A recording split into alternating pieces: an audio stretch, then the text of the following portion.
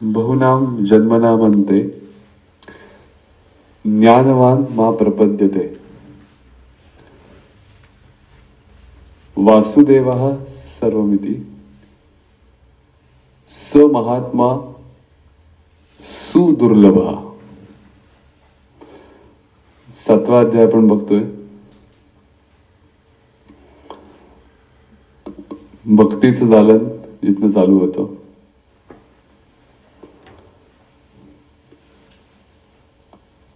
आणि 7व्या अध्यायामध्ये ज्ञानी पुरुषाचं विशेष कौतुक भगवंतांनी केलेलं आहे सुरुवातीलाच। याच्या आधीच्या श्लोकामध्ये आपण 4 प्रकारचे भक्त जे भगवद्गीतेमध्ये सांगितले त्याचं वर्णन पाहिलं होतं। त्याच्यामध्ये आर्त, जिज्ञासू, अर्थार्थी हे पहिले 3 प्रकार आणि 4था भक्त म्हणजे ज्ञानी भक्त। आणि असंही म्हटलं होतं की ज्ञानी भक्त जो आहे तो भगवंताला विशेष प्रिय आहे। ज्ञानेश्वर महाराजांनी तर त्याच्यावरचे भाष्य केले। त्याच्यामुळे त्यांनी सांगितलं की ज्ञानी भक्त आणि परमेश्वर याच्यामध्ये काही फरक नाही। आता हे ज्ञानेश्वरांचे कौतुकाचे बोल म्हणून आपण समजून घ्यायचे, पण त्यांनी असं सांगितलंय की भगवंत हा देह असेल तर ज्ञानी भक्त हा त्याचा आत्मा आहे वगैरे, असं त्याचं कौतुक इतकं केलेलं आहे। वालभ असा शब्द वापरलाय त्यांनी की सगळेच भक्त आवडतात देवाला, पण त्याचं विशेष वालभ, विशेष कौतुक भगवंताला कोणात असेल तर ज्ञानी भक्ताचं आहे। आणि मग पुढच्या श्लोकामध्ये त्या ज्ञानी भक्ताचं वर्णन करताना हा श्लोक येतो की बहुनाम जन्मदाम अंते, खूप जन्माच्या नंतर, खूप जन्म घेतल्यावर ज्ञानवान मा प्रपद्यते। आता हा उद्गार वाचल्यावर पहिल्यांदा अशी एक मनामध्ये गमतीदार शंका येते आपल्या की म्हणजे खूप जन्म ज्ञानी पुरुषाला घ्यायला लागतात। बहुनाम जन्मता म्हणते खूप जन्म घेतल्यावर ज्ञानी पुरुष मला मिळतो असं त्यांना म्हणायचे। मग कशाला या मार्गाला लागा, ज्ञान झाल्यावर खूप जन्म आहे, त्याच्यापेक्षा आपला इथे चांगलं चाललंय। तर त्याचा अन्वय असा नाही, त्याचा अन्वय असा आहे की बहुनाम जन्मनाम अंते ज्ञानवान भवती, म्हणजे खूप जन्म घेत घेत घेत घेत अखेर त्या अंतिम टप्प्याला पोचतो आणि तत् माम प्रपद्यन्ते, आणि पोचल्या पोचल्या तो मला येऊन मिळतो, अशी त्याची खरी उकल आहे। आणि त्यामुळे अंतिम ज्ञान झाल्यावर जन्म नाही हा जो भगवद्गीतेचा सिद्धांत आहे त्याला कुठेही बाधा येत नाही या श्लोकामुळे। बहुते जन्मे मागेली विक्षेपांची पाणी वेळे झाडली, हे जे ज्ञानेश्वर महाराजांनी म्हणले, तर उपजत खेव बुडाली लग्न घटिका। जन्मोजन्म आम्ही सगळे जे काही विक्षेप मनावर आहेत त्याची पाणी वेळ म्हणजे आम्ही झाडलोटच करतोय, तेव्हा कुठे या जन्मामध्ये उपजत खेव बुडाली लग्न घटिका, म्हणजे जन्मताच लग्न लागलं त्या मोक्षश्रीशी। तर हे सगळं संत वाङ्मय असल्यावर लक्षात येतं की खूप लांबचा प्रवास आहे।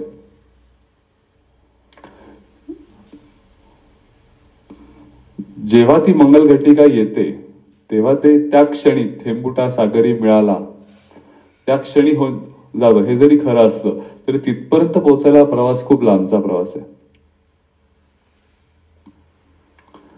आणि म्हणून पुनर्जन्माचा सिद्धांत भारतवर्षामधल्या सगळ्याच पंथांनी संप्रदायांनी मान्य केलेला आहे.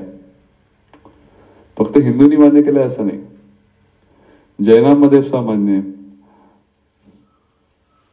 बुद्ध धर्म जो भगवद्गीतेमधल्या मूळ तत्व जो आत्मा याच गोष्टीला मानत नाही, त्याच्यावर तर बुद्धाचं तत्वज्ञान आधारित आहे की आत्म्यालाच मानत नाही, तरी पुनर्जन्माला मानतो. त्यामुळे सार्वत्रिक सिद्धांत आहे की खूप जरी आपल्याला त्याचं आकलन होत नसलं की कशावरनं आहे याच्यानंतर, या देहानंतर कशावरनं कंटिन्युटी आहे, तरी पण तत्वज्ञानाच्या दृष्टीने विचार केला तर सगळ्या धर्मामधलं तत्वज्ञान हे मान्य करतं की हो कंटिन्युटी आहे. आणि हेही मान्य करतं की जेव्हा पुढचा जन्म सुरू होतो तेव्हा आधीच्या जन्मामधलं काय नक्की घेऊन आपण पुढच्या प्रवासाला जातो याच्याविषयी पण सहमत आहे. की तर कर्माचे संस्कार जे असतात, चित्तावर झालेले कर्माचे संस्कार, त्या संस्कारासकट तन्मात्रा हा शब्द वापरलेला आहे. त्या तन्मात्रेसकट जीव हा पुढच्या प्रवासाला जातो.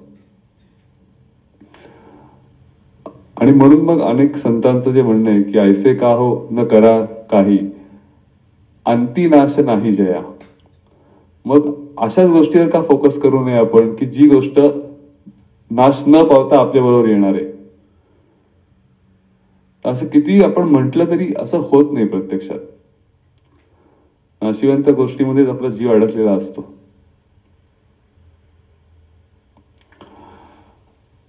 आणि याचं कारण पण सांगितले ते म्हणजे अज्ञानच आहे.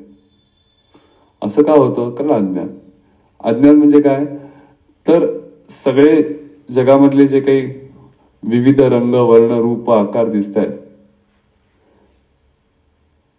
हे भ्रांतीजन्य आहेत, हे मला खरे वाटतायत. आणि त्याच्यामुळे भुलून जाऊन मी असं मानतोय की मी वेगळा आहे, जग वेगळं आहे आणि जगाच्या मध्ये माझं अस्तित्व वेगळं आहे.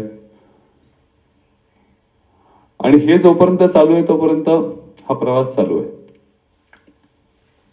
आणि म्हणून हा उद्गार खूप महत्वाचा आहे की वासुदेवा सर्वमिती, सगळं जग हे वासुदेवमयच आहे असं ज्याला बोधाच्या अंगाने कळलं, असा महात्मा हा नुसता दुर्लभ नाही, सुदुर्लभ असं म्हटलंय त्यांनी. सुदुर्लभ आहे.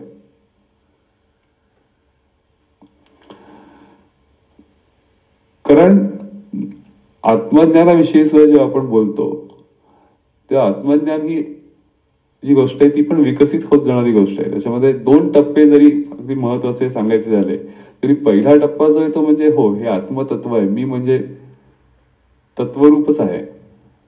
शरीराच्या माध्यमातून मला हे समजून येतं योगाच्या आधाराने की हो तत्व जे आहे तेच अंतिम आहे आणि ते तत्व हेच माझं स्वरूप आहे. अहम ब्रह्मास्मी हा जो उद्गार ऋषी मुनीने काढला की अहम ब्रह्मास्मी, हा पहिला टप्पा आहे.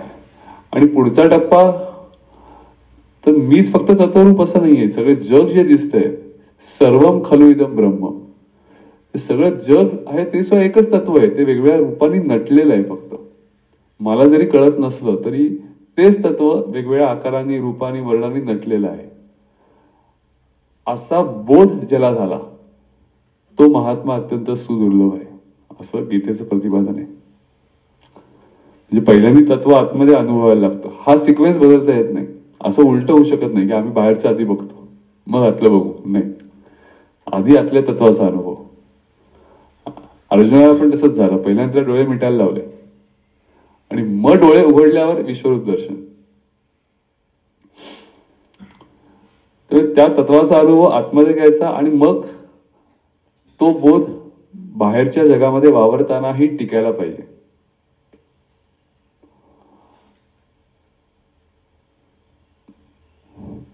स्वामी असं म्हणायचं की या 2 वेगळ्या गोष्टी आहेत. म्हणजे एक जी आहे ती योगाची परिपूर्णता आहे, एकदा सांगितलं होतं, योगाची परिपूर्णता आहे. दुसरी ज्ञानाची परिपूर्णता आहे. म्हणजे ध्यानावस्थेमध्ये असं होतं की हळूहळू सगळं सुटत जातं, बंधनं सुटत जातात. एका प्रकारे कुठलाच कंट्रोल राहत नाही, नो कंट्रोल. म्हणजे जसं स्वप्नामध्ये असतं ना, स्वप्न चालू असताना आपला कंट्रोल असतो का?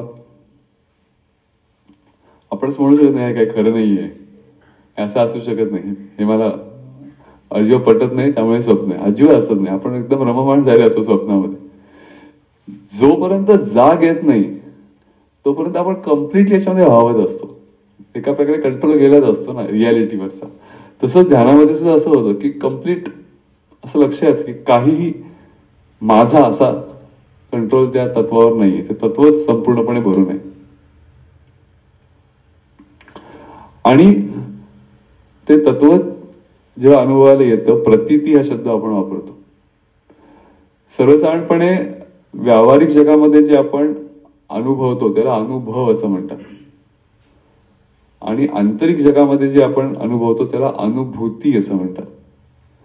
तर ही जी अनुभूती असते ती विलक्षण आनंदाची अनुभूती असते, शांतीची अनुभूती असते, प्रेमाची अनुभूती असते. आणि स्वामी असं म्हणायचं की योगावस्था जेव्हा परिपक्व होते तेव्हा तो आनंद ध्यानावस्थेमध्ये अनुभवाला येतो, तो टिकतो ध्यान चालू असताना. पण जेव्हा व्युत्थान होतं आणि आपण वावरायला लागतो जगामध्ये, तेव्हा काय होतं,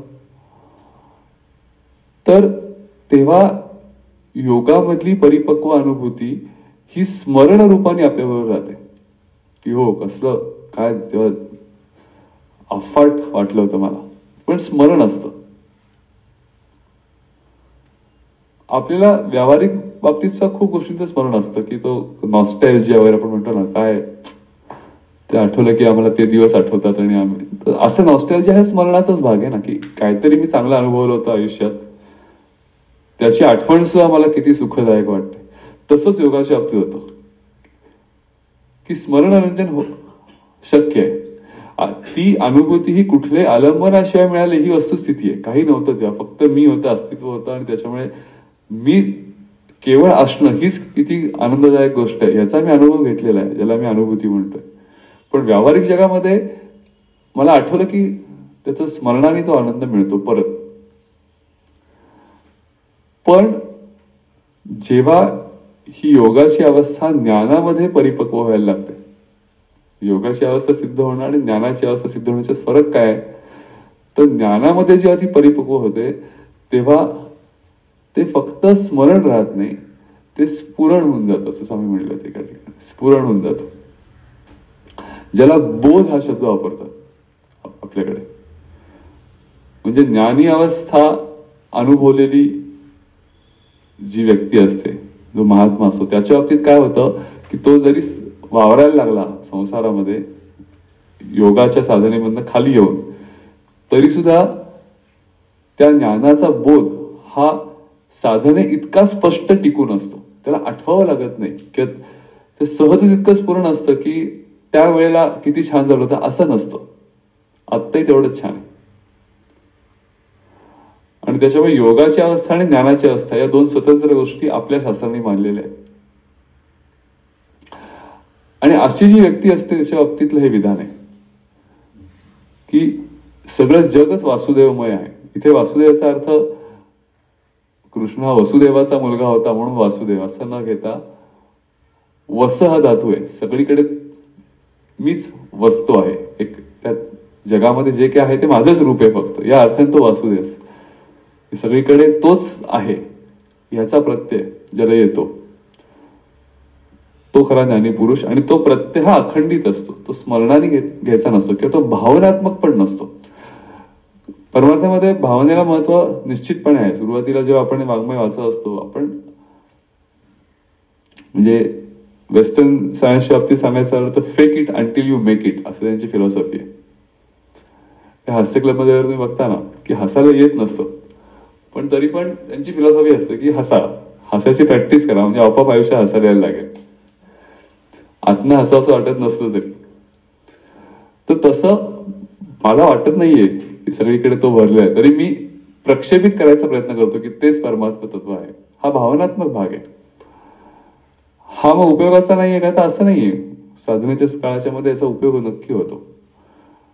जर सद्गुरूंच्या वचनावर विश्वास असेल, शास्त्रावर विश्वास असेल, तर हो, जे जे भेटेल भूत ते मानिजे असं म्हणलंय सुरुवातीला. मानिजे आणि जाणीजे मध्ये फरक आहे. जे जे भेटेल भूत ते मानिजे भगवंत, हा भक्ती योग निश्चित जाणं माझा.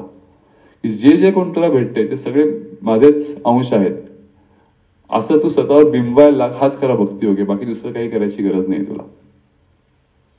ती अंतिम अवस्था जोपर्यंत येत नाही तोपर्यंत भावनात्मक भाग महत्वाचा आहे. आणि मोठ्या मोठ्या पुरुषांच्या बाबतीत, आधी स्वामी विवेकानंद आणि रामकृष्णांचं आपण चरित्र जेव्हा वाचतो ना, तेव्हा सुद्धा स्वामी विवेकानंद रामकृष्णांची चेष्टा करायचे की त्यांना असं असायचं ना, सगळं कालीच आहे वगैरे, तर ते म्हणायचे लोटा पण ब्रह्म, तुमचं भांड पण ब्रह्म, पाणी पण ब्रह्म, ते चेष्टेत म्हणायचे. लोटा ब्रह्म, पाणी ब्रह्म, भांड ब्रह्म तुम्हाला. आणि रामकृष्ण तर सिरियसली म्हणायचे, हो लोटा ब्रह्म, पाणी ब्रह्म, भांड ब्रह्म. त्यांचा तो खरोखर बोध होता. हे चेष्टा करायचे, कारण त्यांच्या दृष्टीने गरज नव्हती अशी की प्रत्येक वेळेला कालीच्याच रूपामध्ये ते स्वरूप प्रकट झालं पाहिजे किंवा कृष्णाच्याच रूपामध्ये, अशी यांची गरज नव्हती. जे आहे ते त्याचंच रूप आहे. आणि म्हणून जेव्हा ते म्हणले की तुला जेवढं स्पष्ट पाहतो त्याच्यापेक्षाही जास्त स्पष्ट मी त्याला पाहिलेलं आहे, आणि त्यांच्या दृष्टीने वेगळं काही नव्हतंच, एक्झिस्टंटच नव्हतं. तर हे सगळं वर्णन इतकं विलोभनीय आहे की असं असू शकतं का, अशी शंका आपल्याला उत्पन्न होते. आणि ध्यानाच्या बाबतीत किंवा कुठल्या योगसाधनेच्या बाबतीत जोपर्यंत शंका आहे तोपर्यंत आपल्याला इम्प्रुव्हमेंटला भरपूर वाव आहे. ज्ञानेश्वर महाराजांनी सांगितले की ज्ञानाचा उदय होईपर्यंत अनेक प्रकारचे संदेह असतात. कर्माचा क्षय जोपर्यंत होत नाही संपूर्णपणे तोपर्यंत अनेक संदेह मनामध्ये असतात की होईल का, हे ध्यानामध्ये काही थोडंसं वाटलं तर हेच का ते, हीच का ध्यानाची अनुभूती समजायची, हेच का ते तत्व. ज्ञानेश्वर महाराज म्हणजे जोपर्यंत असे संदेह आहेत तोपर्यंत अपूर्णता आहे, तुम्ही चालत राहा तुम्ही. कारण जेव्हा ज्ञानाचा उदय होतो तेव्हा ते इतकं निस्संदेह असतं की कोणाला विचारायची गरज लागत नाही. जसं खरं कडकडीत भूक लागली, त्यांचा दृष्टांत आहे, कडकडीत भूक लागली तर कोणाला विचारायला लागतं का मला भूक लागली का, तुम्हाला आत्म कळतं की भूक लागली आहे, मला कडकडीत भूक लागली. तसं ज्ञानाच्या बाबतीत आहे की कळतच ते, इतकं निस्संदेहपणे कळतं. म्हणून निस्संदेह श्रोती साधू ओळखावा असं साधूची खूण सांगितली. पूर्णपणे निस्संदेह झाला असलेली व्यक्तीच ती साधू असते. जोपर्यंत संदेह आहे तोपर्यंत त्या प्रवासामध्ये आहे. पण असं जरी म्हटलं तरी असं नाहीये की हा प्रवास हा कुठल्याही प्रकारे कंटाळवाणा किंवा जोपर्यंत तिथे पोचत नाही ना आम्ही तोपर्यंत काही त्याच्यामध्ये जानच नाही, असं नाहीये. म्हणजे याच्यावर अशा श्लोकावर भाष्य करणं तर मुळात खूप अवघड असतं, कारण अनुभूतीपूर्ण जे श्लोक असते त्याच्यावर काय बोलणार आपण. पण तिथेच खऱ्या भाष्यकारांचा कस लागतो. तर वरदानंद भारतीने याच्यावर भाष्य करताना एक गोष्ट सांगितली होती. ते म्हणलं ते कसं आहे की जरी ज्ञानी भक्त हा खूप भगवंताला आवडीचा आहे, प्रिय आहे, तो त्याचंच स्वरूप आहे, वालभ आहे, हे जरी खरं असलं तरी पण बाकीचे जे भक्त आहेत ते त्याला आवडत नाही असं अजिबात नाही. तो त्यांचा पण स्वीकार करतो, त्यांना जे पाहिजे तेवढंच देतो, हे खरं आहे. पण त्यांचा स्वीकार करत नाही असं होत नाही. फक्त तो सुकृतीनं असलं पाहिजे. भगवद्गीतेची पहिली अट आहे, तो सत्कृत्य करणारा असला पाहिजे, दुष्कृत्य करणारा नसला पाहिजे. एवढं जरी त्यांनी अट फॉलो केली तर अर्थ असू दे, जिज्ञा असू दे, अर्थार्थी असू दे, जे त्याला पाहिजे ते भगवंत देत असतो. तर असं सांगताना त्यांनी एक गोष्ट सांगितली, फार सुंदर गोष्ट आहे ती, की कसं अंतःकरण हळूहळू पालटत ज्ञानावस्थेकडे जातं. तर कबीरांचं कीर्तन एकदा चालू असतं आणि त्या कीर्तनामध्ये कबीर साहेब चोरांच्या वृत्तींवर किंवा चोर या प्रवृत्तीवर प्रचंड टीका त्या कीर्तनामध्ये करत असतात. की चोरी कशी वाईट आहे, तुम्ही ती कशी सोडली पाहिजे, आयुष्यात कशी तुम्हाला रसात तळायला घेऊन जाते. आणि योगायोगाने ते कीर्तन ऐकायला एक चोर आलेला असतो. तो ते सगळं ऐकतो आणि दुसऱ्या दिवशी येतो आणि तो पाया पडतो. तो म्हणतो, तुम्ही काल सगळं सांगितलं, माझी सगळी कुंडलीच तुम्ही मांडली, पण आता मी तुमच्या पुढे हे कबूल करायला आलोय की मी चोर आहे आणि सगळं तुम्ही जे सांगता ते मला लागू आहे. पण माझा प्रश्न असा आहे की मी हे सोडू कसं, कारण आता आमची तिसरी पिढी आहे, 3rd जनरेशन. आमचा स्किलसेट दुसरा काही नाहीच आहे, एवढा एकच स्किलसेट डेव्हलप झालेला आहे. आता मी अशा वयात आहे की दुसरं बदलू पण जॉब स्विच करू शकत नाही, काही मला पुढे काही फ्युचरच नाही, तर मी करू काय. तर आपल्याला असं उत्तर अभिप्राय, कबीर त्याला ओरडतील, म्हणतील अजिबात चोरी करायची नाही वगैरे, तुला काल सांगितलं कळलं नाही का, परत कशाला विचारतो. तसं कबीर साहेब काही म्हणत नाही. कबीर त्याकडे बघतात अतिशय करुणामय दृष्टीने आणि त्याला सांगतात हरकत नाही, तू कर चोरी, पण तुला मी सांगतो 3 पथ्य पाळून चोरी कर. काय म्हणतो, पण तो पहिलं पथ्य म्हणजे कधी तुझ्यापेक्षा गरीब माणसाकडे चोरी करायची नाही, गरीबाचं घर कधी लुटायचं नाही. दुसरं म्हणजे जिथे जाशील ते तुझ्यापेक्षा श्रीमंताचं घर पाहिजे आणि जे तुला दिसेल ते घ्यायला हरकत नाही, पण 15 दिवस पुरेल एवढंच घ्यायचं, किती दिसलं तरी. आणि तिसरा नियम म्हणजे जर चोरी पकडली गेली आणि कोणी तुला विचारलं, की तसंही कोणी तुला विचारलं, तर सत्यवादित्व सोडायचं नाही. कोणी विचारलं तू चोर आहे, तर सांगायचं हो मी चोर आहे. या 3 अटींचं पालन करणे, कर चोरी, काही प्रॉब्लेम नाही. त्याला ते खूप आवडतं, म्हणजे निदान ठीक आहे बाबा, आउटराईट आपल्याला रिजेक्शन आलेलं नाहीये. आणि मग तो निश्चिंतपणाने जातो, परत त्या रात्रीच निघतो चोरी करायला. तर योगायोगांनी त्या दिवशीच त्या राज्याचा राजा जो असतो तो, त्या काळातली गोष्ट आहे, त्यामुळे प्रजेमध्ये कसं काय चाललंय, आलबेल चाललंय की नाही हे पाहण्याकरता वेश बदलून रात्री फिरत असतो राजा. आणि त्याला हा दिसतो, हटकतो त्याला, एवढ्या रात्री तू काय करतोय, कोण आहेस तू. हा त्याला सांगितलं असतं खरं बोलायचं, तो म्हणतो मी चोर आहे. तर राजाला चोर आहे ठीक आहे, सांगतोय मी चोर आहे, मग खरं त्यांनी सांगायला पाहिजे ना, मी तुमचाच पूर्वीचा मंत्री आहे, पुढारी वगैरे. चोरांनी ऍटलीस्ट एवढं तरी सांगायला पाहिजे. चोर डायरेक्टली सांगतोय. तो म्हणतो काय तुझा काय प्लॅन आहे, तो म्हणतो चोरी करायची. तो म्हणतो चल मी पण तुझ्यावर येतो, तू कशी चोरी करतोय मला पाहायचंय, कुठे यायचं. तो म्हणतो आपण असं करू, राजवाड्यातच जाऊ. राजाला फारच अप्रूप वाटतं, राजवाड्यात. म्हणतो सगळ्यात जास्त आपल्याला माल तिकडेच मिळेल.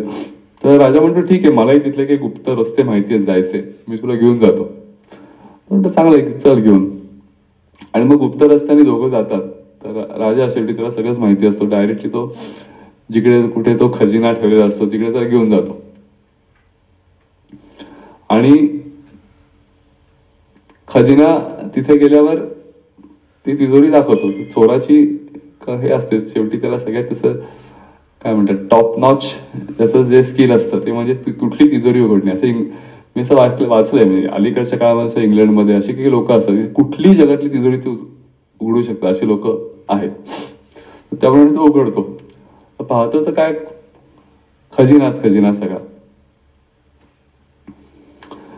तर तो काढतो तो खजिना, तर मोहरा असतात सोन्याच्या, खूपच मोठी मोहरा असते. मग तो त्यातल्या त्या पिशवीतल्या 2 मोहरा घेतो, एक स्वतःला घेतो, एक तो राजाला म्हणतो तू एवढा आलायस तू एक घे. तो म्हणतो अरे एवढं ते आहे, तू सगळं घेऊन सगळं तुझ्या आयुष्याचं सगळं हे फिटून जाईल, काही करायला लागणार नाही. तो म्हणतो नाही, माझ्या गुरुनी मला सांगितलंय, खरं त्याच्यापेक्षा लहान साईजची असती लहानच घेतली असती, पण याच्यापेक्षा खालचं काहीच नाहीये. एक घेतो, एकाच बहुतेक माझा 1 महिना निघून जाईल, तू पण एक घे. आणि असं म्हणून स्वारी निघून जाते, राजा पण निघून जातो. दुसऱ्या दिवशी राजा एकदम सकाळी लवकर दरबारा येतो आणि प्रधानजीला बोलवतो. प्रधानजी खजिनदाराला बोलवतो, सांगतो बघ जरा. तर तिकडे गेल्यावर त्यांच्या लक्षात येतं की तिजोरी उघडली गेलेली आहे. त्या खजिनदाराला कळतच नाही 2 मोहऱ्या गेलेत.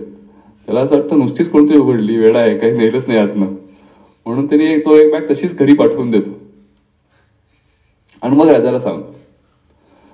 तर राजा येतो, राजा बघतो, तो त्याला लगेच कळतो. तो म्हणतो ठीक आहे, हरकत नाही, तुम्ही असं करा प्रधानजी, ते जे खजिनदार आहेत त्यांच्याकडे त्यांच्या घरी निरोप नोकर पाठवायचा सांगा, एक बॅग आत्ता चुकून आली आहे, ती परत पाठवा म्हणून. आणि अमक्या तमक्या ठिकाणी एक माणूस असेल त्याला बोलवून घ्या, म्हणजे हा चोर. मग त्याला बोलवतात. जेव्हा चोर येतो तेव्हा त्या लक्ष येतं राजाला पाहून की हाच तो होता. आणि तो त्याला विचारतो की काय तू इथे आलातस का रात्री, काही झालं का? तो म्हणतो हो मी आलो होतो काल. काय केलंस तू? मी उघडलं आणि 2 मुद्रा घेतल्या, एक मला घेतली आणि माझ्यावर दुसरा माणूस होता त्याला दिली. तो म्हणत नाही तुम्हाला दिली म्हणून, तेवढा तो पाळतो, राजाला सांभाळून घेतो सगळ्यांचे. दुसऱ्या व्यक्तीला दिली. आणि मग त्याच्यानंतर काय पुढची गोष्ट उघड आहे. राजा खजिनदाराला हकलून त्याच्या जागी याला खजिनदार करतो संपूर्ण राज्याचा, प्रामाणिकपणासाठी. आणि त्याला सांगतो की मला माहिती होतं की तू सगळी नेलेस, फक्त मला दाखवून द्यायचं होतं. तर ही गोष्ट जी आहे त्याच्यामध्ये क्षिप्रम भवती धर्मात्मा असं जे भगवद्गीता म्हणते ना, की अचानक तुम्हाला खूप मोठी गोष्ट कशी काय प्राप्त होऊ शकते, तर केवळ सुकृतीनं. असा शब्द जे काही आहे, जे काही तुमची लिमिटेशन आहे त्याच्यामुळे तुम्ही जर 100% तुमच्या धर्माचं, सत्कर्माचं, चोराचा सुद्धा एक धर्म असतो आपल्याकडे. 14 विद्या 64 कला ज्या आहेत ना, तर चोरी ही इन्क्लुडेड आहे बरं का. 64 कलामध्ये चोरी ही कला आहे.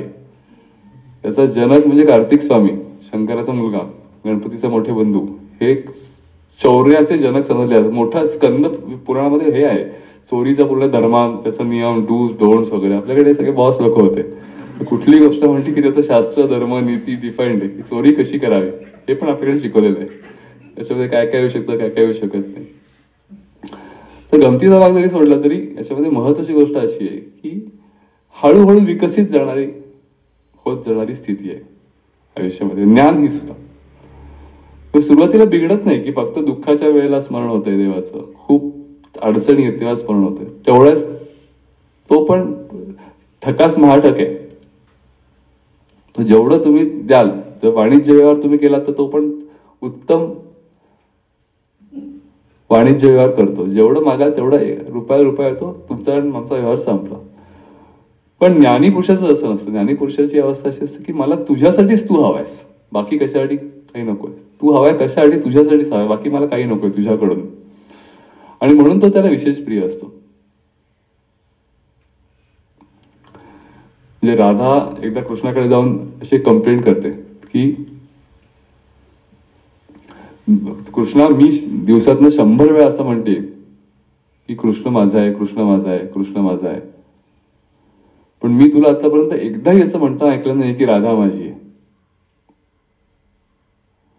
ते कृष्ण अत्यंत गंभीर होतो आणि तो म्हणतो बरोबर आहे, याचं कारण तुला माहितीये का?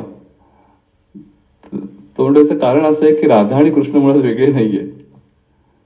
तर याच्या पुढे तू पण कृष्ण माझा आहे असं म्हणू नकोस, कृष्णच मी असं म्हणत जा. राधा माझी असं मी न म्हणायचं कारण राधा आणि कृष्ण मुळात वेगळे नाहीये. हे उत्तर फार सुंदर आहे की जे ज्ञानेश्वर महाराजांनी पण वर्णन करताना दिले की ज्ञानी पुरुष आणि भगवंत हे तत्वरूपाने, वस्तुरूपाने हे कायम एकच असतात. आणि म्हणून मी त्याचा आहे असं पण म्हणता येणार नाही, मीच तो आहे असं म्हणता. आणि त्याच्यामुळे हे जे सगळं वर्णन आहे या 18, 19, 20 श्लोकामधले फार सुंदर वर्णन आहे. त्याच्यामध्ये ट्रान्झिशन आहे पूर्ण, की जसं कर्माचा क्षय होत जातो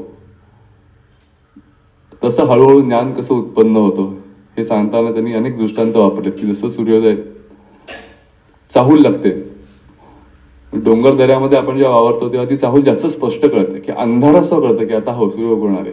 हळूहळू सृष्टीतले आवाज बदलत जातात. हे आपल्याला शहरात राहून कळणं फार अवघड आहे. आपल्या फक्त पडद्यातनं मधनं जो तिरीप येते तेव्हा कळतं की बाहेर राम गणेश केळकरांच्या भाषेत फटफटलंय बाहेर. तोपर्यंत काही कळत नाही. पण निसर्गाच्या चक्रामध्ये किंवा निसर्गामध्ये हे ट्रान्झिशन अत्यंत स्लोली होत असतं, की एक एक प्रकारचे पक्ष्यांचे आवाज बदलत जातात. आकाशामधल्या छटा असतात, ऍक्च्युली लालिमा, झुंजू मुंजू होणं असं म्हणतात, ते झुंजू मुंजू व्हायच्या आधी त्या काळ्या रंगासह तुम्हाला कळायला लागतं की हो आता प्रकाश पडणार आहे. आणि मग ते ट्रान्झिशन वेगळ्या रंगात होत होत होत होत सूर्योदय होतं. तसं ज्ञानेश्वर महाराजांनी म्हटलं की ज्ञानाचा उदय पण असा एकदम होत नाही, त्याचा अंदाज यायला लागतो आधी आता होणार आहे. आणि जसं असा कर्माचा क्षय कमी कमी कमी होत जातं तसं असं ते ज्ञान हळूहळू टप्प्याटप्प्याने प्रकट होत जातं.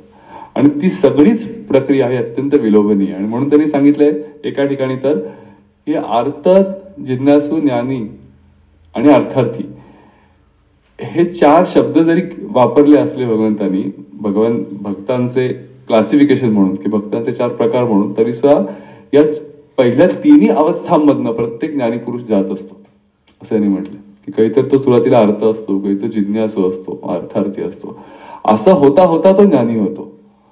ही गोष्ट खरी आहे की एकदा ज्ञानी झाल्यावर पहिल्या 3 गोष्टींचा त्याचा फारसा संबंध उरत नाही. ही गोष्ट खरी आहे. हे सांगण्याचं कारण असं की म्हणून पहिल्या 3 अवस्था या कमी प्रतीच्या कोणी मानू नये. हे काय,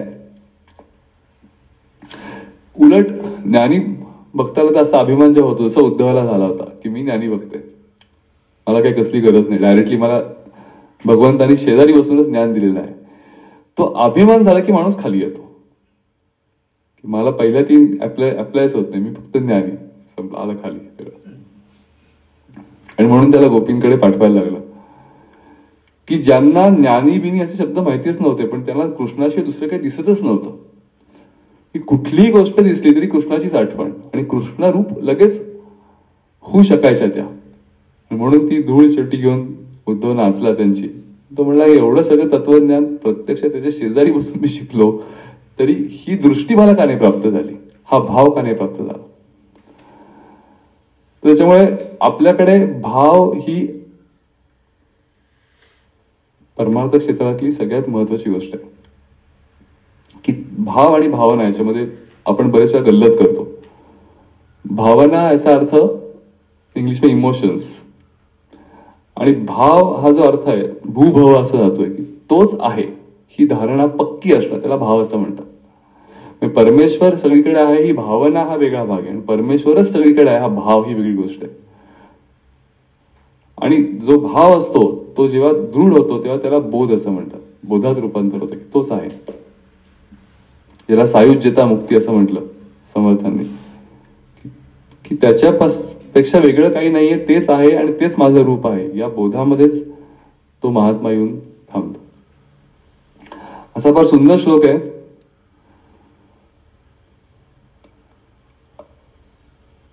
आणि महात्म्यांची वर्णनं आपण जेव्हा वाचतो, त्यांच्या आयुष्यातली जेव्हा प्रसंग जेव्हा पाहतो, रमण महर्षींच्या चरित्रामध्ये स्वामी नेहमी सांगायचे की रमण महर्षींच्याकडे हजारो लोक तर यायचेच, काही महर्षी बोलायचे नाहीत त्यांच्याशी, पण जेव्हा तो बोध अंतःकरणामध्ये अत्यंत सुप्रतिष्ठित असतो तेव्हा काहीही न बोलता सुद्धा समोरच्या व्यक्तीला तो जाणवायला लागतो. इतकी ताकद त्या महात्म्यांच्या मध्ये निर्माण होते असं वर्णन आहे. की काही नाही, रमण महर्षी तासन तास नुसते बसून राहायचे आणि बघत राहायचे. आणि लोकांनी वर्णन केले की त्यांच्यासमोर आम्ही बसायचो, शांतीचे लोट आमच्या अंगावर येत आहे असं शेवटी वाटायचं. आणि आम्ही जे काही प्रश्न घेऊन जायचो याची उत्तर मिळायची नाही, पण प्रश्नच सगळे निघून जायचे.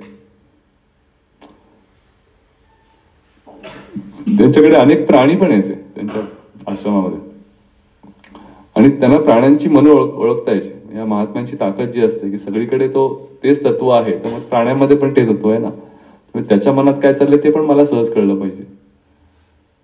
ते प्राण्यांना खायला वगैरे घालायचे रोज आणि त्यांच्या हात भरवायचे. म्हणजे तर एक असा प्रसंग की खारी खूप होते त्यांच्या आश्रमामध्ये, खारी आणि खारोटा. एकदा काय झालं, ते दाणे घालायचे, भरवायचे सगळ्या खारींना. तर एकदा ते भरवता भरवता एक तो खारोटा एकदम आला आणि त्यांना चावला बोटाला. ते एकदम ओरडले की बॅड बॉय, तुला एवढी काय घाई झाली, तुला आता उद्यापासून मी अजिबात भरवणार नाही, इकडे दाणे ठेवीन ते तू खायचे, असं त्याला ओरडून सांगितलं त्याने. आणि मग पुढचे काही दिवस सगळे खारी यायची, हा पण यायचा, तो इकडे तिकडे हिंडायचा. तिथे ठेवलेलं होतं, त्यांचं लक्ष असायचं, पण तो खायचा नाही अजिबात. असे काही दिवस गेले, कारण यांनी सांगितलं होतं की मी तुला भरवणार नाही अजिबात. आणि तो नुसतं पाहत राहायचा. तर रमण महर्षींनी इतरांना सांगितलं होतं, बघा तो माझी क्षमा मागतोय, जोपर्यंत मी त्याला भरवत नाही तोपर्यंत तो खाणार नाही. आणि तसंच झालं. खूप दिवसांनी त्याला जवळ घेतलं, परत त्याला खायला घातलं, तेव्हापासून तो खायला लागला. अशी ताकद असू शकते. आपण असे काही प्रयोग करू शकत नाही, कारण या बाबतीत असं म्हणतात की खऱ्या प्रकारे ज्ञान जेव्हा सुप्रतिष्ठित होतं तेव्हा त्या व्यक्तीच्या सानिध्यात आलेल्या सर्व प्राणी मात्रांच्या मध्ये एक प्रकारचं निर्वैर उत्पन्न होतं, कोणाशीच वैर नाही. आणि निर्वैरत्व उत्पन्न झाल्यामुळे त्यांनाही भीती राहत नाही आणि त्या प्राण्यांनाही भीती राहत नाही. अशी अवस्था होऊ शकते. याच्याकरता संत चरित्र हे फार विलोभनीय असतात. म्हणजे नुसतं तत्वज्ञान वाचलं तर आपण फार काळ ते डायजेस्टही करू शकत नाही, वाचू शकत नाही. पण संत चरित्रामधनं जो बोध होतो ना, त्याच्यामधनं आपल्याला अंदाज येऊ शकतो की काय पातळीवरती व्यक्ती वावरत असू शकते. म्हणून हे अद्वैत पर ग्रंथ तर वाचावेतच, पण त्याच्या जोडीला आपल्या भारतवर्षामध्ये विशेषतः आधुनिक काळामध्ये गेल्या 100, 200, 300 वर्षामध्ये जे महात्मा पुरुष होऊन गेले त्यांच्या चरित्राचं अवलोकन करावं. त्यांच्या कथा प्रसंग जे असतात ते तुम्हाला, म्हणून तर आपल्याकडे त्या भागवत सप्ताहाला वगैरे काय एवढं महत्व आहे की त्या कथांमधून जे डिराईव्ह करू शकतं मन, ते कधी कधी नुसतं तत्वज्ञानामध्ये नाही समजू शकत. असा हा प्रवास आहे. आणि 7वा अध्याय तसा छोटा अध्याय आहे. बरेचसे श्लोक, आता आपण 2-3 श्लोक राहिले, पण भक्तीच्या दालनामध्ये प्रवेश करताना जे काही महत्वाचे सिद्धांत आहेत ते त्या 7व्या अध्यायामध्ये आहेत बरेचसे. म्हणून असे जे सिद्धांत आहेत ते आपल्या कायम चिंतनात असले पाहिजेत, म्हणून त्यातला एक श्लोक. हरिओम.